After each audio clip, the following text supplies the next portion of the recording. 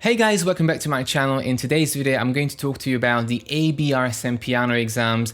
What are the pros and cons? What's good about it? What's not so good about it? Should you do it or should you not do it? Don't forget to subscribe if you haven't already done so, and make sure to check the notifications bell to never miss a new video. So before I even start talking about the exam itself, let me just say that this exam is open to everybody, any age and any kind of knowledge. You don't have to be in any kind of music school. You don't have to sign up for any course. All you have to do is learn what you need to know for each grade, pay the exam fee and get your certificate. So anybody can do, literally anybody can do these exams. Now, what is the ABRSM exam? What is a music exam system? If you are in Europe or many other parts of the world, these systems might seem a little strange and very kind of standardized. That's what I hear from people in Central Eastern Europe, for example, where these exams don't exist at all. In many English-speaking countries and the UK, of course, these exams have been a core part of musical learning and development for many, many decades now. And ABRSM is just one of the many bodies who does such exams. There's also Trinity, you've got the London College, you've got other ones in Canada, America, and now you also have the Rock School, which is for popular music, but the same idea. So all of these exam systems are basically trying to create a structured music learning environment or system where you can go from the very beginning to fairly advanced levels of grade 8, so from grade 1 to grade 8. And for each specific level, you're going to have a set amount of requirements. And once you've learned the requirements and went for your exam, you're going to get a certificate. And everybody who sees your certificate is going to have a rough idea of what you know. So for example, if in the UK I start teaching a new student and they are not a complete beginner, then they would tell me that I am grade 4, and that's going to give me a very rough idea of what they can already do. Of course, it's not accurate, and there are no two grade 4 students who have the exact same skills and talent, but it still gives me a rough idea of where to start and what kind of things they already know. And this is something that's missing from Eastern European or European systems, because you have to audition somebody in order to get an idea of what they can do. So ABRSM stands for Associated Board of Royal Music Schools, and as I said, it's very similar to Trinity or any other exam body, but this one I think is the most popular in the UK. And I've been teaching the ABRSM system for like 15 years now, and I have lots of students who pass the exams with distinction, both children and adults. So let me start with the pros of these exams and the exam system. To me, the first and most important pro or benefit of these exam systems is that you get a structured learning system. So with every single grade, you are going to know exactly what you have to learn and what you have to demonstrate to get that certificate and to be able to say that you're grade 1, grade 5 or grade 6. Structured knowledge is also very good for children because they like to progress, and the parents love to see the progression as well. If you just learn piano without any exams, of course you'll see the same progression, but it's much harder to prove to parents that their children is at a specific level. But with these certificates, they can easily see and compare the progress to the average or friends or other kids and so on. Now, this structured system works for adults as well. However, from my experience, most adults just want to start playing songs. They don't care so much about the grades. Adults who love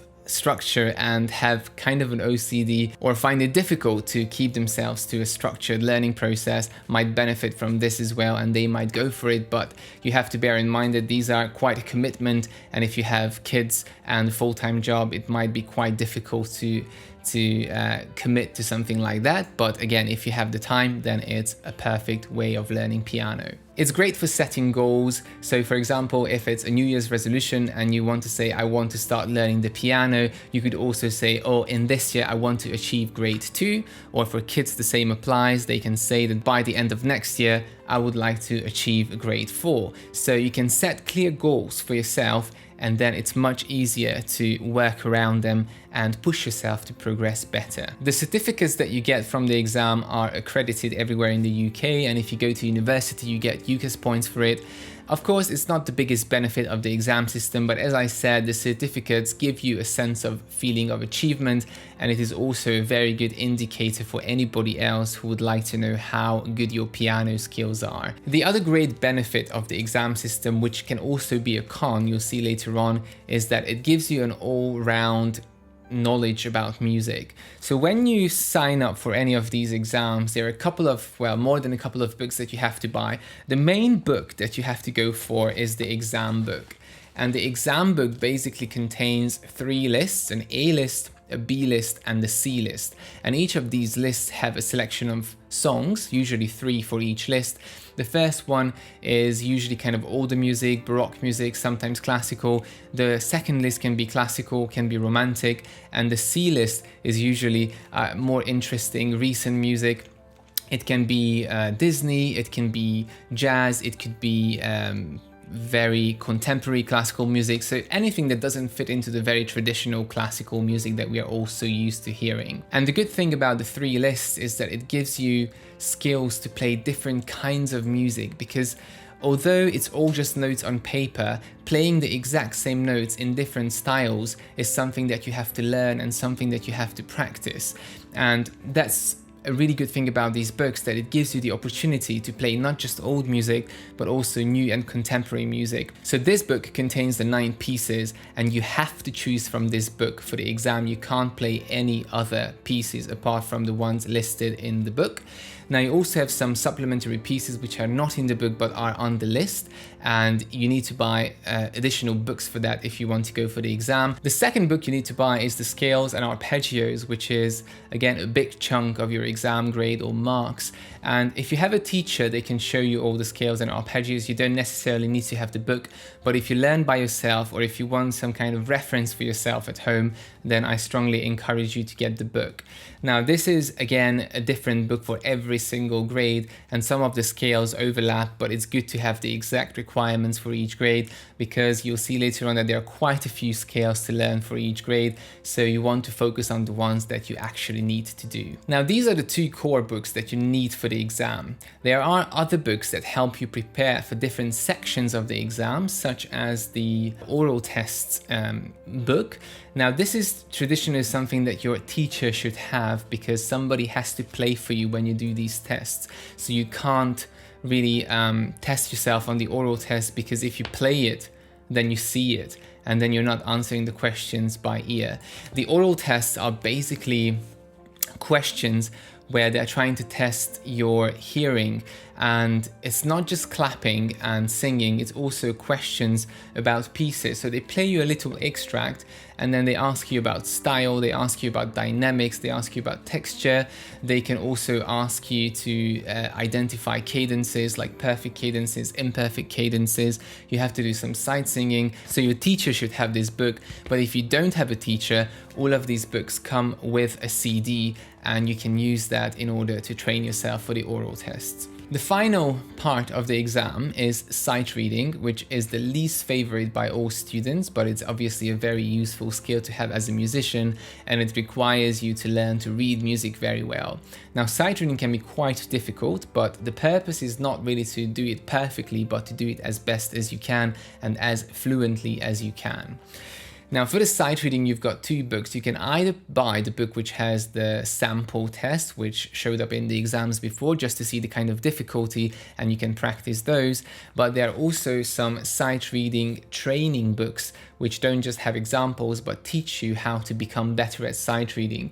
Now this one is not the one on the ABRSM list. They have something called Join the Dots, but this one is very similar in previous sight reading, and I find this much more effective than the other one. So if you get these books, they have lots of sight reading exercises, and if you do them consistently, your sight reading is going to improve and you can do your tests easily. So these are the main elements of the ABRSM piano exam. You've got 90 points for the 3 pieces, you've got 21 points for the sight reading, 21 points for your scales, and 18 points for your oral tests, making up 150 points altogether, and you need to get at least 100 points to pass the exam. 120 points gives you a merit, and anything above 130 points is going to get you a distinction. Once you get to grade 5, you will have to do a music theory test. Now, the music theory is part of every grade. You can do a grade 1 music theory, you can do a grade 2 music theory, and so on, but they are not mandatory. So you can do grade 1, grade 2, grade 3, 4, and 5 music exams without doing the music theory exam. But if you want to go for grade 6, grade 7, or grade 8, you will have to pass the grade 5 music theory test in order to sign up yourself for the exam. So otherwise you can't actually go for the exam. And grade 5, for somebody who doesn't know a lot of music theory, is very difficult, and it takes quite a long time to get to it, depending on your age. If you're very young, like 6 to 12 years old, it's going to take quite a long time to understand, as it has a lot of maths in it and quite a lot of logic is needed. If you're 15 or an adult, you might find it very easy to learn because it's just easier to kind of digest those kind of concepts. I always suggest to learn music theory from grade 1 as part of your piano exam, as part of your piano lessons. It's essential. And then once you get to grade 5, you don't have to catch up on so much. You can just prepare yourself a little bit and go for the grade 5 music theory exam. So that was about the structure. And the other good thing about the ABRSM exams is that they have a lot of new tools to help you learn better.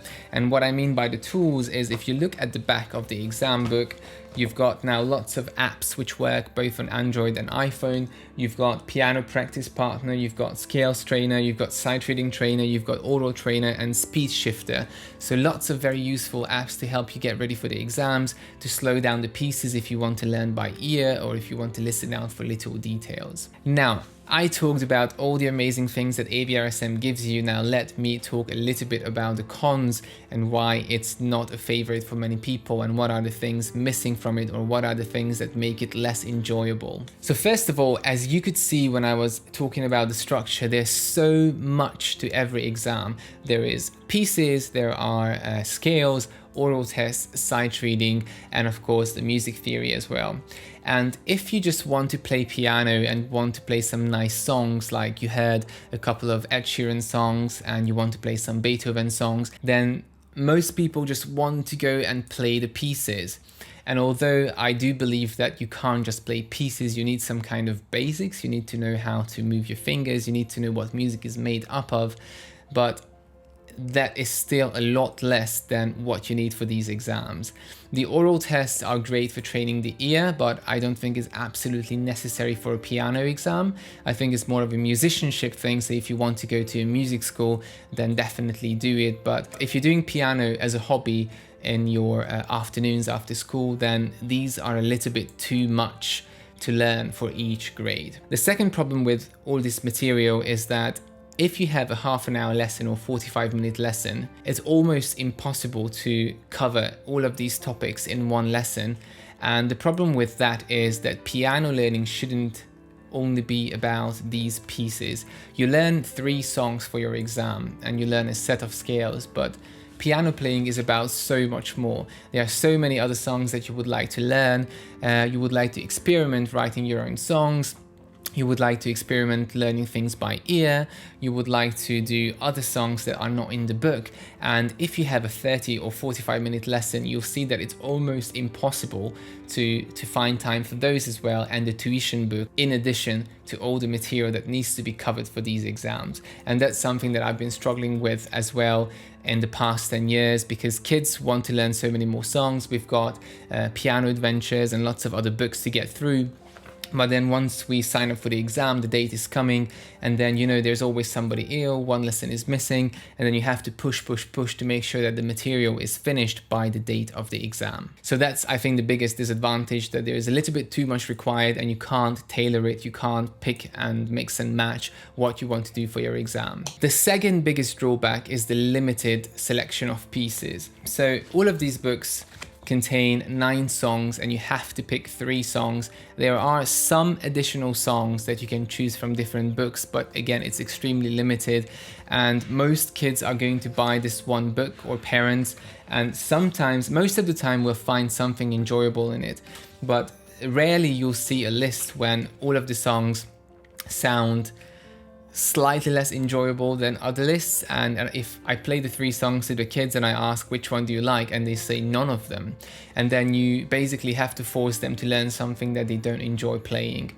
And I think this is probably the second biggest fault of the ABRSM exams, that you don't get to choose your own pieces. In many other exam bodies like the Rock School, you have 2 routes. You can either pick all the pieces from your book, or you can pick 3 songs from the book, and you can have 2 pieces by own choice. And I think this is where ABRSM is falling behind. There really should be at least one of the songs which you choose yourself. And okay, it's difficult for a child to decide what's grade 2, what's grade 3, but they could have a huge list or a database of classical pieces graded, and then you could just go onto the website and pick one from those lists instead of picking something from these 9 songs. And this is especially true for adults who hear something on the radio or in a movie, they want to play that, but no, you can't, because it's not part of the exam material. And then they would rather play that instead of playing songs that they don't enjoy playing so much, or that they're not interested in, but they still would like to pass their grade exam. But then what do? This issue has been partially fixed in the new ABRSM exam, which I'm going to talk about in a few minutes, the performance exam, but it's still not been fixed in the traditional practical exam. Another thing that I'm missing from the ABRSM exams is that there are no technical studies and no technical exercises. So scales are very good for technique, but they basically just cover 2 things: going note by note in a scale, or doing arpeggios, which are skips.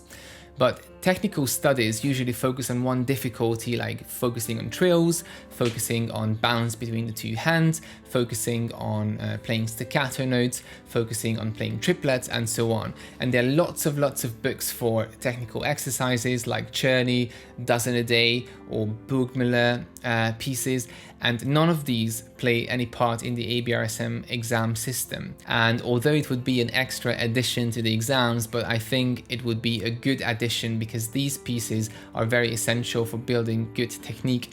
You can learn these from pieces as well, but it's much better when you learn the technical exercise and then you implement what you learned in the technical exercise in the piece that you're learning. And again, if it's not part of the exam, it's going to be quite challenging to find time and also get the kids or students to play those technical exercises, because they will argue, oh, it's not part of the exam, or there is simply not enough time to do those besides the requirements for the exam.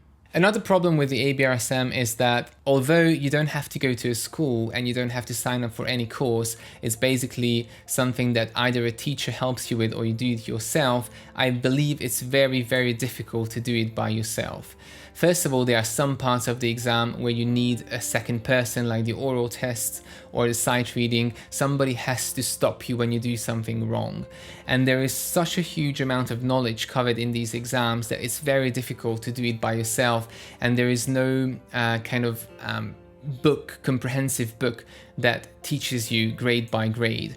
So if you had a grade 2 book, which would cover lots of theory, technical exercises, and kind of a lesson book, that would make more sense for people who learn by themselves. But just giving you this exam book and the scales is not enough for you to prepare yourself for the exams, because there's so much more behind these pieces than the actual notes.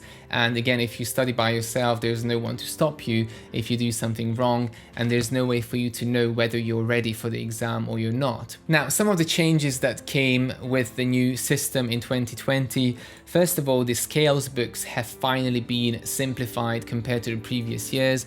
I do believe that the scales books until 2020 had way too many scales for each grade. For some of the grades, like grade 5 and 6, you had an entire book of scales, and it was very difficult to get through all of them. Some kids enjoy scales, but most of them do not enjoy it so much, so it's always a chore to get through so many and memorize them. In the new exam books from 2021, the scales have been reduced to a much smaller amount, and they are more logically placed in the exam, and I think that's a very good thing that they have done. The other new thing that happened to ABRSM is they say that they plan to do this many years before, but obviously COVID and lockdown speeded up the entire process, and now they have a new exam called performance exams. Now these exams are called practical ABRSM exams, and the performance exam is different in the way that you don't have to do oral tests, sight reading and scales anymore. Instead, you have to play 4 pieces. And this is where the good thing comes in, that the 3 pieces still have to be from the book, but the 4th song can be your own choice. I think this is a great thing that I'm missing from the practical exams, but it also comes with a catch. Now, when you're choosing your 4th song, unless you're choosing from one of the ABRSM syllabuses from a few years ago or from the current one, there's no way for you to know if that piece is actually the grade that you're looking for. And ABRSM does not allow you to submit your songs for approval. Like if you find a song on the internet and you want to play it for your grade 5 exam, but you're not sure if it's hard enough for grade 5, you can't send it to ABRSM and they can't approve it to you. What can happen is that you go for the exam, and if the song is not hard enough for grade 5, you're going to get less points, or you don't get any points at all. So this was my little rant, probably going on for 20 minutes about ABRSM. I tried to be as informative as I can, and obviously I'm not going to say if this is for you, if this is not for you, but from all the pros and cons, you should be able to decide if the ABRSM exams are suitable for you or they're not suitable. It's not a requirement for anything. So if you want to go to a music university or a music school, you can still audition and prove that you can play. You don't need to have an exam certificate. But if you want a really structured learning process for yourself, then I think it's an amazing way of learning piano music, and it keeps you on track, and it always gives you set goals for every single month of your piano learning process. If you just want to play pieces and you don't necessarily have the time or capacity to commit to so many different areas of music that the exams require, then this is obviously not for you. And also, if you are learning music by yourself and you don't have a teacher at all, then I think ABRSM would be quite challenging, and it's probably not the best thing to do. Maybe do the performance exam, but not the practical, because it's very difficult to get ready without a teacher. If you do decide to do it without a teacher, at least get a couple of lessons before your exam, a month before your exam, so you can get some pointers. Somebody can point out your mistakes. Somebody can test you on oral tests and sight reading and just give you some advice before you go for the actual day. Now, if you have any more questions about the ABRSM exam, leave them in the comments. I'd be happy to answer them. I have lots of ABRSM tutorials on this channel, and I'm planning to upload a lot more to help you learn the pieces, help you learn the scales, and I'm also going to do some about oral tests and sight reading. Thank you very much for watching, and as always, subscribe for more.